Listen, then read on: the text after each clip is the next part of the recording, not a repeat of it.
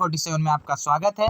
और आज हम 12th क्लास का जो आपका हिस्ट्री का जितने भी इम्पोर्टेंट क्वेश्चन है जीके वाला जो आए हुए हैं और जो आने की संभावना है वो सारे क्वेश्चंस करने वाले हैं।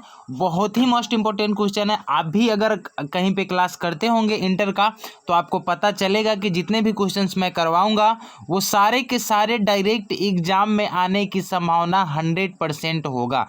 तो इस को लास्ट तक आप देखिएगा। अगर लास्ट तक नहीं देखेंगे तो आपका बहुत ही बड़ा चीज़ मिस हो जाएगा। तो आपको अगर एग्जाम फाइट करना है, अगर 60 में 50 नंबर लाना है, 60 ऑब्जेक्टिव ऐसे पूछा जाता है जिसमें से आपको 50 बनाने पड़ते हैं। अगर 50 में 50 लाना है तो मैं 10 सेट आपको करवाऊंगा, 10 सेट आप करके जाएंगे और जिसमें से 50 क्वेश्चन 100% आपको इसी में से आपको देखने को मिलेंगे। ठीक है फ्रेंड्स, तो चैनल अच्छा लगे तो इसको सब्सक्राइब कर लेना, बेल आइकन को दबा दीजिएगा और ज़्यादा से ज़्यादा बच्चों में शेयर कीजिएगा। ठीक है फ्रेंड्स, चलिए लिखा हुआ है कि लोथल किस नदी के किनारे अवस्थित है। ठीक है फ्रेंड्स, लोथल किस नदी के किनारे स्थित है, तो याद रखिएगा ये क्वेश्चन आया हुआ है 2019 में, तो ये मोस्ट इंपोर्टेंट क्वेश्चन बन जाता है। तो याद रखिएगा ये भोगवा नदी के किनारे स्थित है। याद रखिएगा कौन सी नदी है, तो भोगवा नदी के किनारे है। ठीक है फ्रेंड्स, बहुत ही मोस्ट इंपोर्टेंट क्वेश्चन है। आगे बात कर लेते हैं।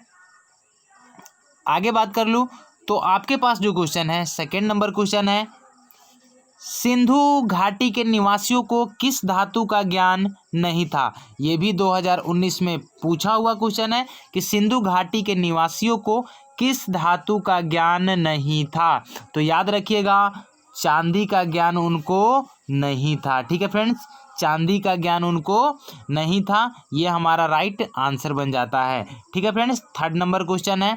थर्ड नंबर क्वेश्चन देखिए 2010 में पूछा गया, 2014 में, 2018 में, 2019 में। तो ऐसी बात नहीं है कि जो एक बार क्वेश्चन आ गया है दोबारा नहीं आएगा, ये आती है क्वेश्चन। तो याद रखिएगा हड़प्पा सभ्यता किस युग की सभ्यता है, तो याद रखिएगा ये कांस्य युग की सभ्यता है। ठीक है फ्रेंड्स, चलिए नेक्स्ट क्वेश्चन की तरफ बढ़ते हैं। नेक्स्ट क्वेश्चन लिखा हुआ है कि हड़प्पा संस्कृति आधारित थी किस चीज़ पे, तो हड़प्पा सभ्यता जो आधारित थी वो व्यापार पर आधारित थी, ट्रेड पे आधारित थी। ठीक है फ्रेंड्स, अगला क्वेश्चन है हड़प्पा सभ्यता के लोग उपासना करते थे, किसकी उपासना करते थे, तो याद रखिएगा ये मातृ देवी की उपासना करते थे।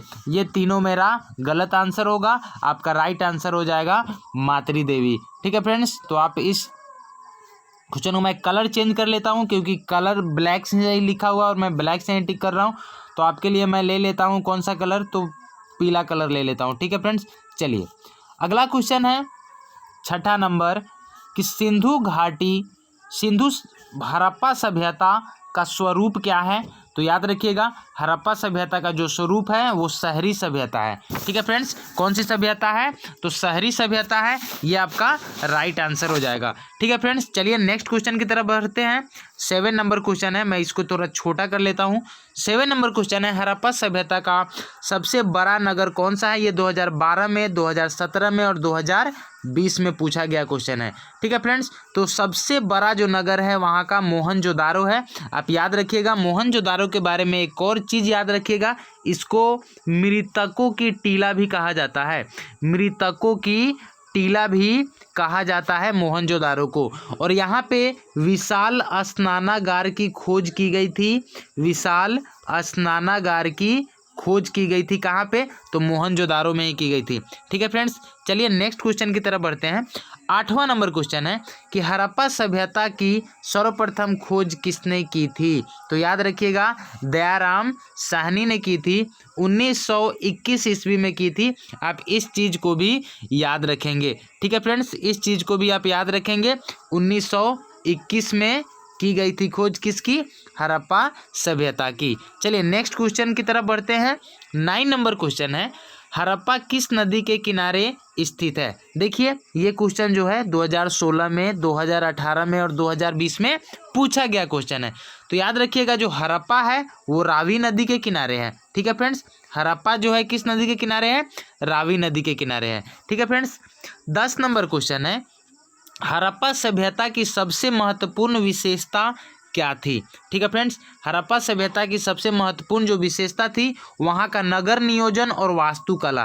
ठीक है फ्रेंड्स, आप अगर हड़प्पा सभ्यता के बारे में जानना चाहते हैं तो जो एक पिक्चर आई हुई है आप उसको देख सकते हैं कि वहाँ का जो नगर योजना थी, नगर कैसा था, वो आप बहुत ही विचित्र था। चलिए नेक्स्ट क्वेश्चन की तरफ बढ़ते हैं। हड़प्पा सभ्यता का प्रशासन कैसा था। ठीक है फ्रेंड्स, हड़प्पा सभ्यता का प्रशासन कैसा था, तो याद रखिएगा नगर पालिका जैसा था। ठीक है फ्रेंड्स, कैसा था, नगर पालिका जैसा। नेक्स्ट क्वेश्चन है 12 नंबर क्वेश्चन है कि हड़प्पा सभ्यता के पतन के क्या कारण थे। ठीक है फ्रेंड्स, तो याद रखिएगा बहुत सारे वैज्ञानिक जो थे वो अलग अलग बातें बोलते हैं। कुछ बोलते हैं विदेशी आक्रमण, कुछ बोलते हैं प्राकृतिक कारण, बाढ़ ऐसा करके, कुछ बोलते हैं मानवीय कारण। तो हमारा जो आंसर बनेगा वो सभी बनेगा। ठीक है फ्रेंड्स, चलिए 13 नंबर क्वेश्चन की तरफ बढ़ते हैं। 13 नंबर क्वेश्चन है कि हड़प्पा सभ्यता के स्थल से स्त्री के गर्भ से पौधा निकलता दिखता है, ये किस जगह पे, बलूचिस्तान में, मोहनजोदारो में, कि हड़प्पा में, कि आलमगीर में। ठीक है फ्रेंड्स, तो याद रखिएगा ये आपका आंसर हड़प्पा आपका राइट आंसर हो जाएगा। 14 नंबर क्वेश्चन है कि सिंधु घाटी सभ्यता के स्थलों में सर्वप्रथम किस स्थल का उत्खनन हुआ था। ठीक है फ्रेंड्स, खुदाई किस जगह का सिंधु घाटी सभ्यता के स्थलों में हुआ था, तो याद रखिएगा सबसे पहले जो खुदाई हुई थी वो हड़प्पा का हुआ था। ठीक है फ्रेंड्स, नेक्स्ट क्वेश्चन है 15 नंबर, सिंधु सभ्यता में गोदीबारा का प्रमाण कहाँ से मिला है। तो याद रखिएगा जो गोदीबारा का प्रमाण है वो लोथल जो है आपका गुजरात में है। ठीक है फ्रेंड्स, कहाँ पे है, गुजरात में है, आप इसको याद रखेंगे। उसके बाद है 16 नंबर, किस सिंधु स्थल से सूती कपड़े के साक्ष्य मिले हैं। किस सिंधु स्थल से सूती कपड़े के साक्ष्य मिले हैं, तो याद रखिएगा ये मोहनजोदारो आपका राइट आंसर हो जाएगा।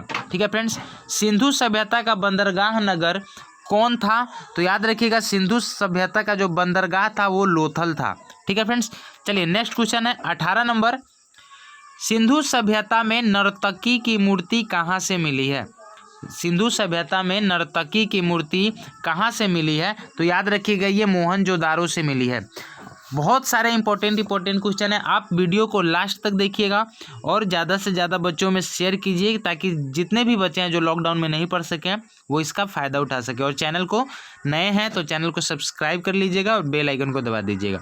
चलिए नेक्स्ट क्वेश्चन की तरफ बढ़ते हैं। 19 नंबर लिखा हुआ है, सिंधु सभ्यता का किस देश के साथ व्यापारिक संबंध नहीं था। ठीक है फ्रेंड्स, किस देश के साथ, तो याद रखिएगा चाइना के साथ इसका व्यापारिक संबंध नहीं था। ठीक है, चाइना के साथ व्यापारिक संबंध नहीं था। ठीक है फ्रेंड्स, चलिए नेक्स्ट क्वेश्चन है, सिंधु वासियों के प्रमुख देवता कौन थे। ठीक है फ्रेंड्स, तो याद रखिएगा पशुपति महादेव, ये लोग पूजा करते थे पशुपति देव की। ठीक है फ्रेंड्स, अगला है, मैं ये पहले ही बता चुका हूँ कि मृतकों की जो टीला है उसको किसको बोला जाता है, तो मोहनजोदारो को बोला जाता है। ठीक है फ्रेंड्स, चलिए 22 नंबर क्वेश्चन है, सिंधु घाटी सभ्यता का कौन सा स्थल सिंध का बाग कहा जाता है। ठीक है फ्रेंड्स, सिंध का बाग, तो याद रखिएगा ये मोहनजोदारो आपका राइट आंसर हो जाएगा। ठीक है फ्रेंड्स, इसको आप कॉपी पे नोट कर सकते हैं ताकि आप इसका रिवीजन कर सके। 23 नंबर क्वेश्चन है, सिंधु सभ्यता में समाज का स्वरूप कैसा था। ठीक है फ्रेंड्स, सिंधु सभ्यता में समाज का जो स्वरूप था वो मातृसत्तात्मक थी। ठीक है फ्रेंड्स, चलिए 24 नंबर क्वेश्चन है, सिंधु घाटी सभ्यता किसके समकालीन नहीं मानी जाती है। ठीक है फ्रेंड्स, तो याद रखिएगा अभी मैंने आपको बताया कि चाइना के समकालीन नहीं मानी जाती है। ठीक है फ्रेंड्स, चलिए 25 नंबर क्वेश्चन है, सिंधु सभ्यता का क्षेत्रफल किस आकार का था। ठीक है फ्रेंड्स, तो याद रखिएगा ये त्रिभुजाकार था, ट्रायंगल के जैसा था। 26 नंबर क्वेश्चन है आपके स्क्रीन पे, किस सिंधु स्थल में महिला और पुरुष को एक साथ दफनाया गया है। ठीक है फ्रेंड्स, तो याद रखिएगा ये रोपर की बात है, रोपर में पुरुष और महिला को एक साथ दफनाया गया है। ठीक है फ्रेंड्स, चलिए 27 नंबर क्वेश्चन है और ये 2010, 2013, 2015, 2016, 17, 19 देखिए कितना बार पूछा गया है। सिंधु घाटी सभ्यता में विशाल स्नानागार के अवशेष कहाँ मिला, ये मैं ऑलरेडी आपको बता चुका हूँ, ये मोहनजोदारो में मिला है। ठीक है फ्रेंड्स, चलिए नेक्स्ट क्वेश्चन है 28 नंबर, सिंधु घाटी सभ्यता की जुड़वा राजधानी क्या है? तो याद रखिएगा हड़प्पा और मोहनजोदारो। ठीक है फ्रेंड्स, हड़प्पा और मोहनजोदारो को जुड़वा राजधानी का मतलब जाना जाता था। चलिए नेक्स्ट क्वेश्चन है, मोहनजोदारो का उत्खनन किसने करवाया था? ठीक है फ्रेंड्स, मोहनजोदारो का उत्खनन किसने करवाया था? तो याद रखिएगा आर.डी. बनर्जी ने करवाया था। ठीक है, चलिए हड़प्पा का खोज तो आपको पता है दयाराम साहनी ने करवाया था। चलिए नेक्स्ट क्वेश्चन है, मोहनजोदारो किस नदी के किनारे पर बसा हुआ है?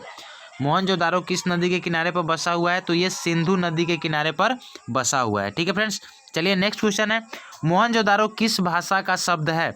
मोहनजोदारो किस भाषा का शब्द है? तो याद रखिएगा ये सिंधी भाषा का शब्द है। ठीक है फ्रेंड्स, ये सिंधी भाषा का शब्द है। 32 नंबर क्वेश्चन है, लोथल कहाँ स्थित है? लोथल जो है आपका अभी मैंने बताया था कि लोथल जो है वो गुजरात में स्थित है। ठीक है, ये 2016 और 2018 में पूछा गया क्वेश्चन है।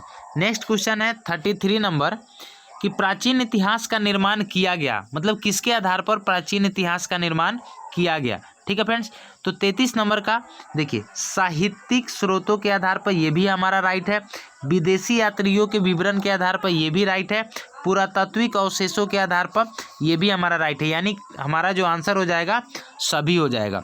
ठीक है फ्रेंड्स, चलिए नेक्स्ट क्वेश्चन है, कालीबंगा भारत के किस राज्य में अवस्थित है? ठीक है फ्रेंड्स, कालीबंगा भारत के किस राज्य में अवस्थित है? तो याद रखिएगा ये राजस्थान में है।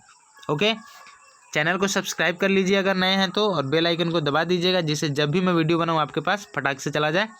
गंदे पानी की निकासी का समुचित व्यवस्था सर्वप्रथम किस सभ्यता में देखने को मिलती है? ठीक है फ्रेंड्स, तो याद रखिएगा ये सिंधु घाटी सभ्यता में देखने को मिलती है।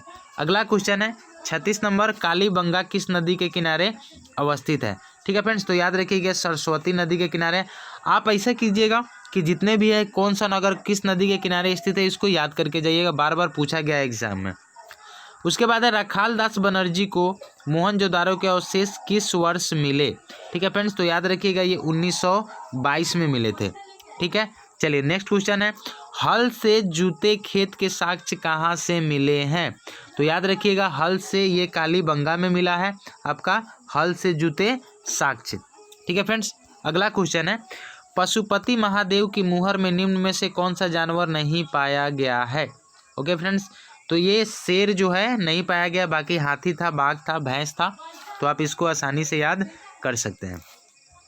अगला क्वेश्चन है, किस स्थान से शतरंज की तरह के खेल के प्रमाण प्राप्त हुए हैं? ठीक है फ्रेंड्स, किस स्थान से? तो याद रखिएगा ये लोथल से प्राप्त हुआ है। अगला क्वेश्चन है 41 नंबर, 41 नंबर है, राय बहादुर दयाराम साहनी ने कहाँ उत्खनन करवाया था?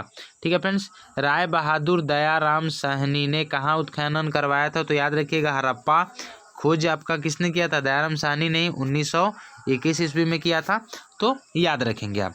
अगला क्वेश्चन है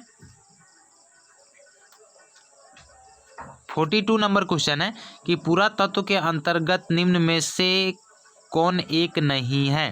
तो याद रखिएगा साहित्य जो है इससे रिलेटेड नहीं है, बाकी सब इससे रिलेटेड है। ठीक है फ्रेंड्स, अगला क्वेश्चन है, मोहनजोदारो की खोज 1922 ईस्वी में किसने की? तो याद रखिएगा रखाल दास बनर्जी ने किया था।